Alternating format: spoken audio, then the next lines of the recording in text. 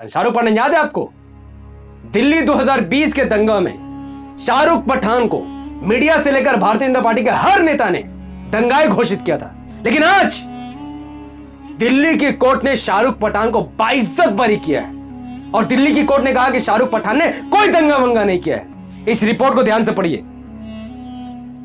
दिल्ली दंगे के आरोपी 10 लोगों को बाइज्जत बरी किया गया। डिटेल 2022 में उत्तर पूर्वी दिल्ली में 23 से 25 फरवरी में CAA और NRC में प्रोटेस्ट कर रही मुस्लिम महिलाओं के खिलाफ कुछ लोगों ने हमला कर दिया, जिसके बाद इलाके में दंगा फैल गया और उसके बाद पुलिस ने कई लोगों के खिलाफ मुकदमा दर्ज किया। तो इस रिपोर्ट से साफ है कि मुस्लिम महिलाएं CAA के खिलाफ प्रोटेस्ट कर रही थी और गैर मुसलमानों ने हमला किया। हिंदू तो नहीं कहूंगा क्योंकि सब हिंदू ऐसा नहीं है, उन पर हमला किया।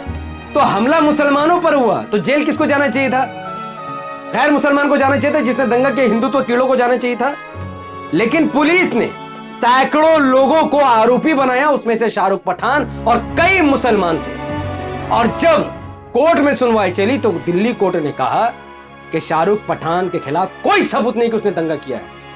शाहरुख पठान ने डिफेंस किया है, शाहरुख पठान ने दंगा होने से रोका है। मर्डरर्स और दंगाई जो बलात्कार करने की नीयत से आगे बढ़ रहे थे उनको रोका है शाहरुख पठान ने, इसलिए हथियार उठाया।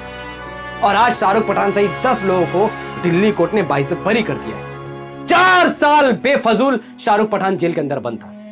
क्या गलती है उमर खालिद की, क्या गलती है शर्जील इमाम की? उन पर UAPA लगाया गया है। 4 साल से वो जेल में है और अंडर ट्रायल, यानी ट्रायल तक स्टार्ट नहीं हुआ है। इनके खिलाफ क्या कैसे नहीं पता है।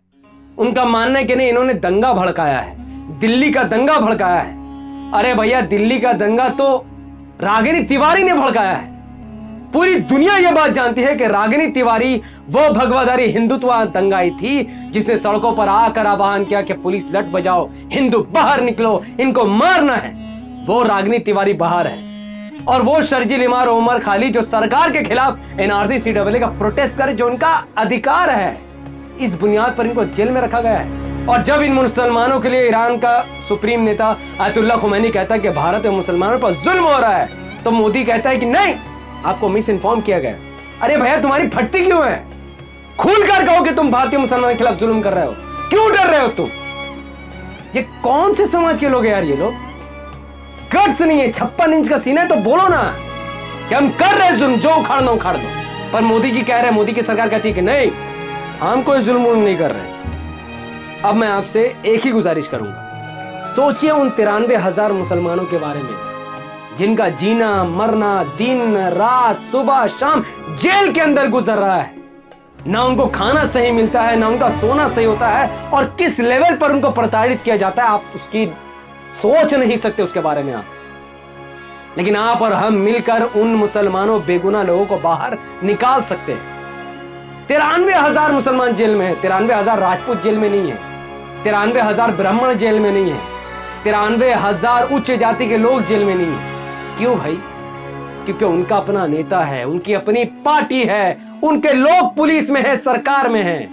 93,000 मुसलमान इसलिए जेल में है क्योंकि ना उनका अपना कोई पार्टी, ना उनका अपना कोई नेता। और जिस इंडिया गठबंधन को मुसलमान मसीहा समझकर वोट कर रहा है, वो इंडिया गठबंधन इस पर खामोश है, क्योंकि वेस्ट बंगाल, उत्तराखंड, हिमाचल प्रदेश और कई राज्यों में तो कांग्रेस की ही सरकार है और उस सरकार के अंदर मुसलमान जेल में बंद। तो आप उनसे उम्मीद क्या करते? लेकिन आने वाले हर इलेक्शन में अगर आप MIM का साथ दोगे, अगर देश का 25 करोड़ मुसलमान ओवैसी साहब को अपना नेता मान लेगा, क्योंकि भारत में जिस तरीके से 25 करोड़ अगर मुसलमान की आबादी को माना जाए तो हर राज्य में MIM 10 MLA जीत सकती है।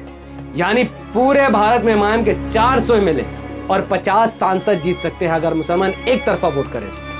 और जिस दिन MIM के 50 MP और 400 MLA हो जाएंगे, तब बेगुनाह मुसलमानों को बाहर निकलना आसान हो जाएगा। तो MIM का सपोर्ट सिर्फ इसलिए मत कीजिए क्योंकि वो मुसलमानों की पार्टी नहीं। MIM का सपोर्ट या MIM को वोट इसलिए भी डालिए क्योंकि आपको बेगुनाह मुसलमानों को बाहर निकालना है, अन्याय के खिलाफ लड़ाई लड़नी है, संवैधानिक तरीके से अपना हक वापस लेना है। मेरी बातों से जितने भी व्यक्ति सहमत है और वो चाहते हैं कि ये वीडियो भारत के कोने कोने तक पहुंचे, तो इस वीडियो को लाखों लोगों तक पहुंचाने के लिए इस वीडियो को लाइक कीजिए, इसके लिंक को व्हाट्सएप, फेसबुक, इंस्टाग्राम पर शेयर कीजिए।